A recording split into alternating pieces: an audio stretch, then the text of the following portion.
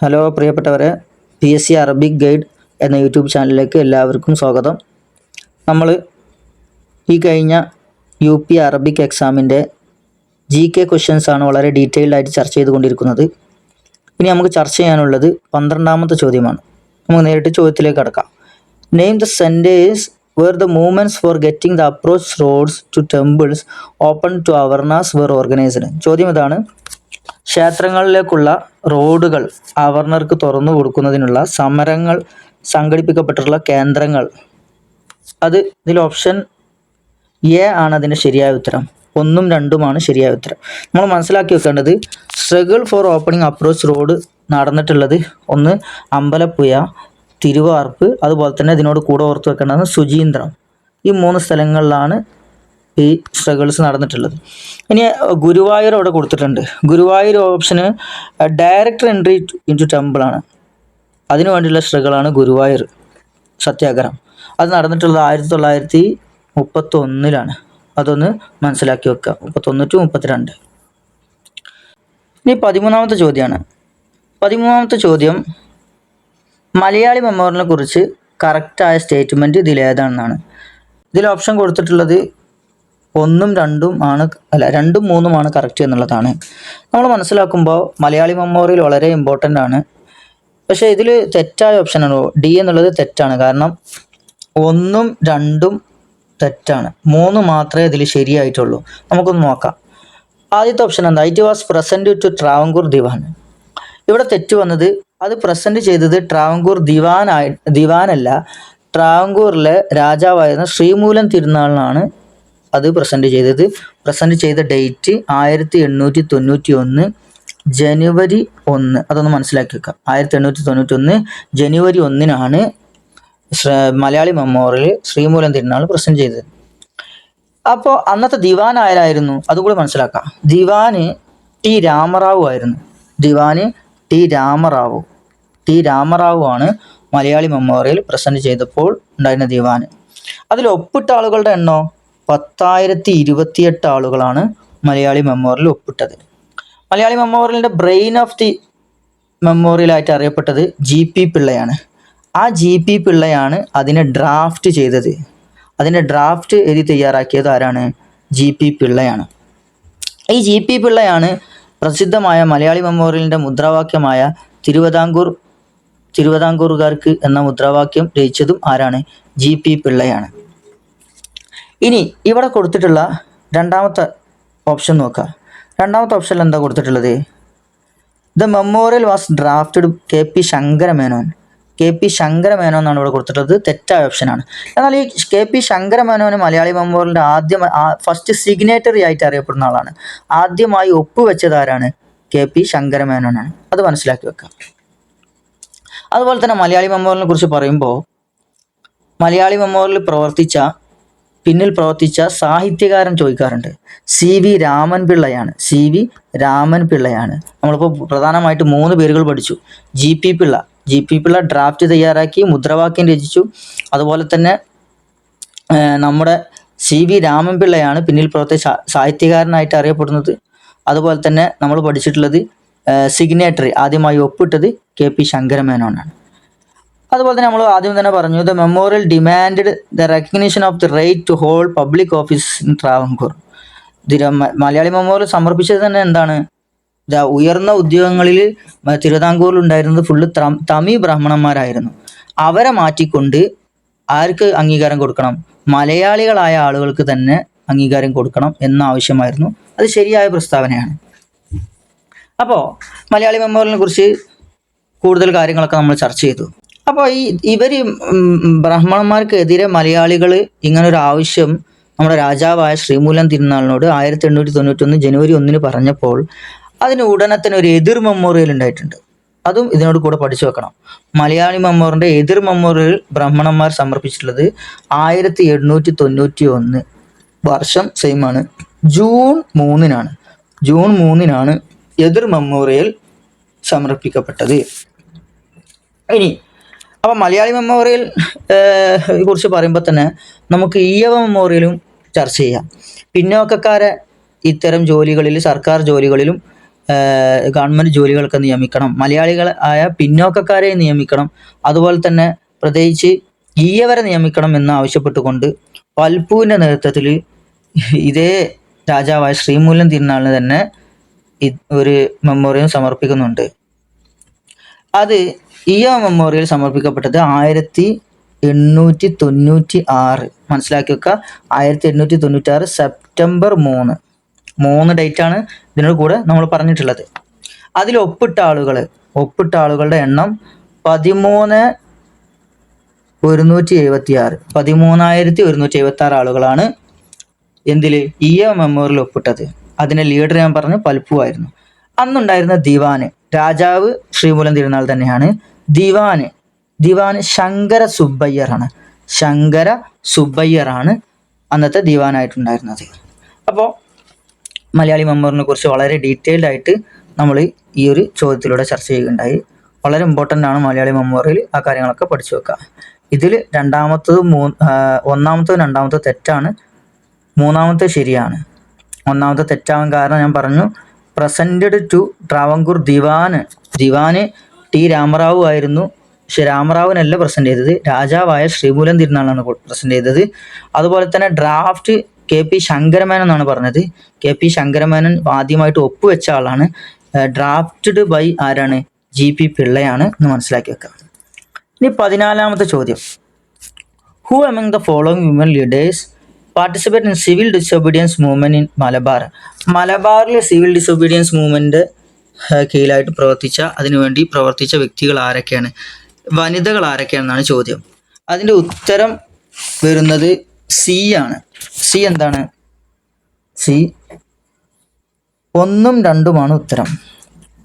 കുട്ടിമാളു അമ്മ, Gracy Aaron എന്നിവരാണ് മലബാറിൽ പ്രവർത്തിച്ചത്, സിവിൽ ഡിസൊബീഡിയൻസ് മൂവ്മെന്റ് കീഴിൽ പ്രവർത്തിച്ച വനിതകൾ. എന്നാൽ ഇവിടെ ഓപ്ഷൻ കൊടുത്തിട്ടുള്ള എലിസബത്ത് കുരുവിള മനസ്സിലാക്കി വെക്കുക, ഫ്രീഡം ഫൈറ്റർ ആണ്, സിവിൽ ഡിസൊബീഡിയൻസ് മൂവ്മെന്റിനൊക്കെ വേണ്ടി പ്രവർത്തിച്ച വ്യക്തിയാണ്. പക്ഷെ അവർ പ്രവർത്തിച്ചത് ട്രാവൻകൂറിലാണ്, തിരുവിതാംകൂറിലാണ് എലിസബത്ത് കുരുവിള പ്രവർത്തിച്ചത്. മലബാർ പ്രവർത്തിച്ചത് കുട്ടിമാളു അമ്മയും ഗ്രേസി ആരോണുമാണ്. എന്നാൽ എലിസബത്ത് കുരുവിള പ്രവർത്തിച്ചിട്ടുള്ളത് എവിടെയാണ്? ട്രാവൻകൂറിലാണ്.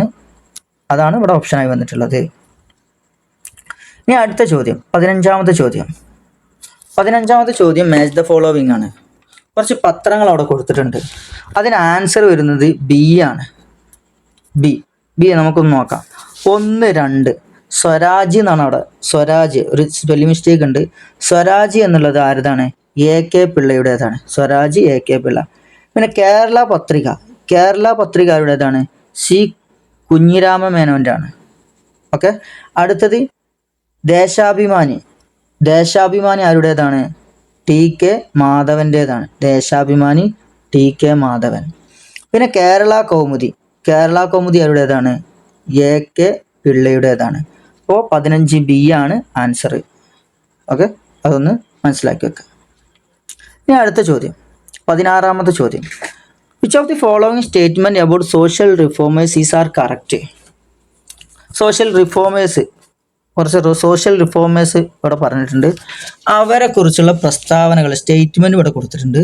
അത് ഏതാണ് കറക്റ്റ് എന്നുള്ളതാണ്. ഉത്തരം വരുന്നത് സി ആണ്. എല്ലാം ശരിയാണ്, 3ഉം ശരിയാണ്. എന്തൊക്കെയൊന്നും നോക്കാം. The service of Swami Agamananda deserve special mention in cause of eradication of caste barrier and Harijan upliftment.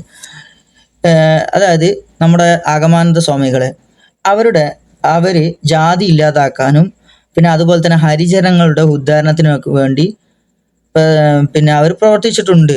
അവരുടെ പ്രവർത്തനം സ്പെഷ്യൽ മെൻഷൻ, പ്രത്യേക പരാമർശം അർഹിക്കുന്നു എന്നാണ് പറഞ്ഞിട്ടുള്ളത്. അവർ പ്രവർത്തിച്ചു, അത് ശരിയായ. കാരണം സ്വാമി ആഗമാനന്ദ ശ്രീരാമകൃഷ്ണ അദ്വൈത ആശ്രമം, കാലടിയിൽ ശ്രീരാമകൃഷ്ണ അദ്വൈത ആശ്രമം സ്ഥാപിച്ചത് സ്വാമി ആഗമാനന്ദയാണ്.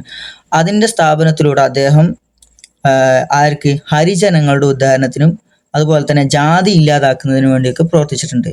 അപ്പോൾ ശ്രീരാമകൃഷ്ണ അദ്വൈത ആശ്രമം സ്ഥാപിച്ചത് ആഗമാനന്ദയാണ് എന്നും അത് കാലടിയിലാണ് സ്ഥാപിച്ചിട്ടുള്ളതെന്നും ഇതിനോട് കൂടെ മനസ്സിലാക്കി വെക്കുക.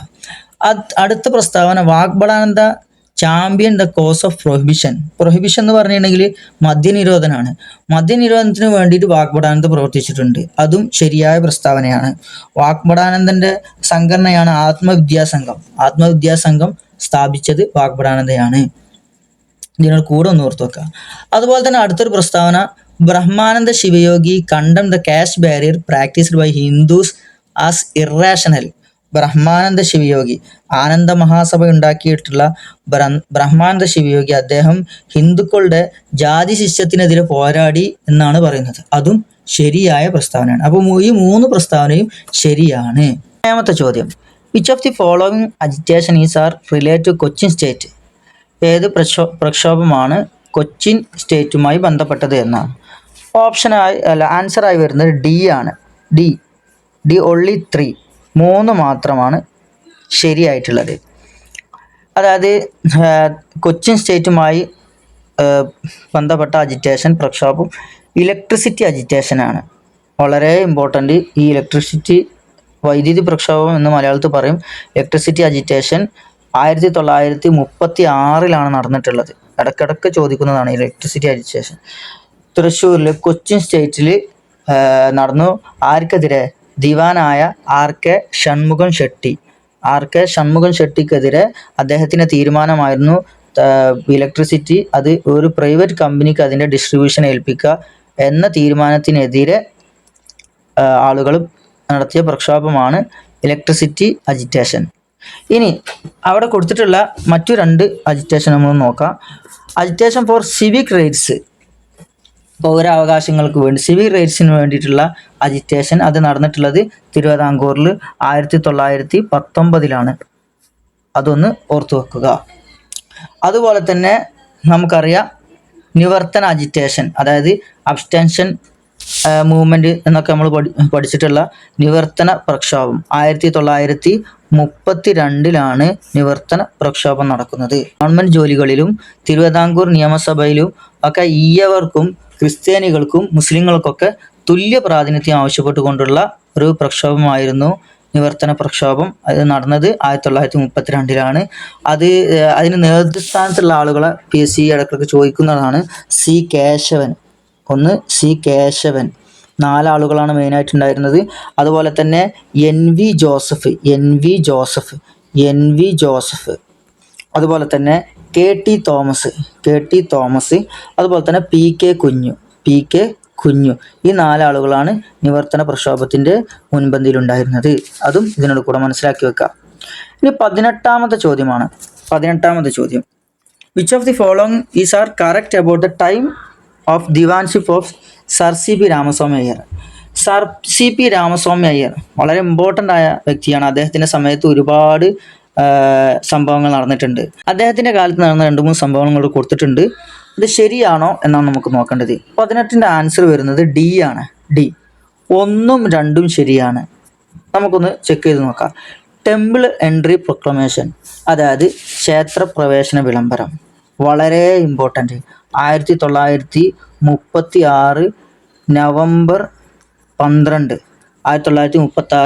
നവംബർ 12 എന്ത് നടന്നത്? ക്ഷേത്രപ്രവേശന വിളംബരം നടന്നത്. അതിൽ പ്രധാന പങ്ക് വഹിച്ചു ആര്?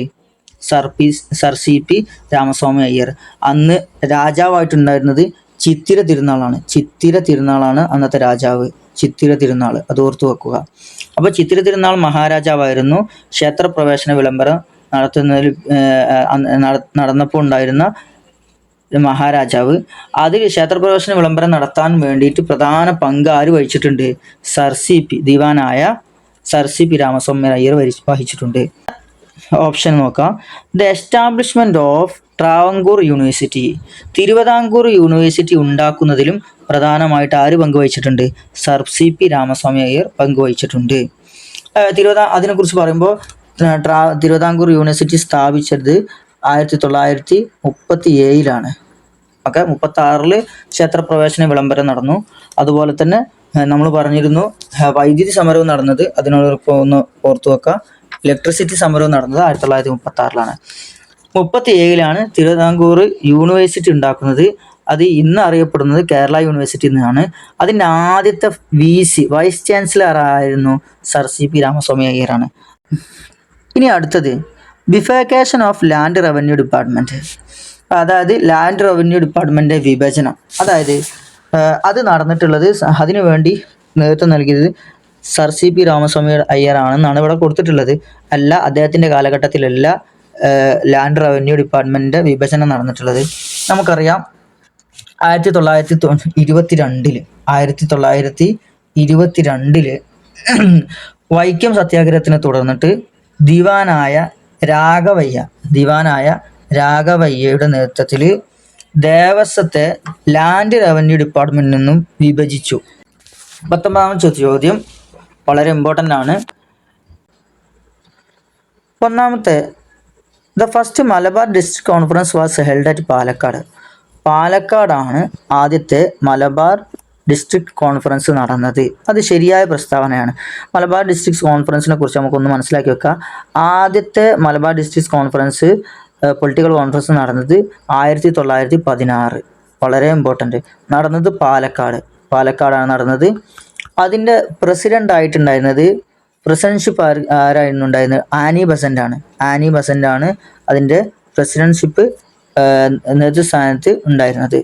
ഈ രണ്ടാമത്തെ മലബാർ ഡിസ്ട്രിക്ട് കോൺഫറൻസ് 1917, അടുത്ത വർഷം 1917, അത് നടന്നത് കാലിക്കറ്റിലാണ് നടന്നത്.